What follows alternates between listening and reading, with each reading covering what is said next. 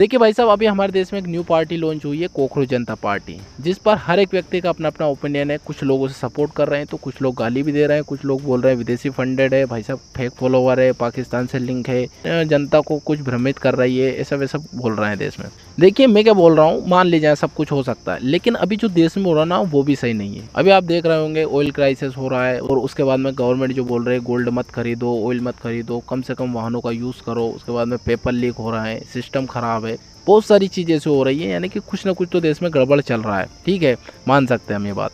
अब यदि इस तरह का मुद्दा कोई व्यक्ति विशेष उठा रहा है या पार्टी कोई उठा रही है, तो भाई साहब हमें सपोर्ट करना चाहिए उस व्यक्ति का, क्योंकि इस तरह की गलती हमारा देश पहले भी कर चुका है। उसी की वजह से हमारे देश को 200 सालों तक अंग्रेजों का गुलाम रहना पड़ा था। जब अंग्रेज हमारे देश में आए थे तो भाई साहब हर व्यक्ति अपना मतलब हल करने में लगा था। जो राजा थे वो दूसरे राजा को गिराने में उनका मदद ले रहे थे, पैसे की मदद ले रहे थे, हर तरह से उनका सपोर्ट ले रहे थे, और अब उसका खामियाजा हमारे देश को 200 साल तक उनकी गुलामी के रूप में चुकाना पड़ा था।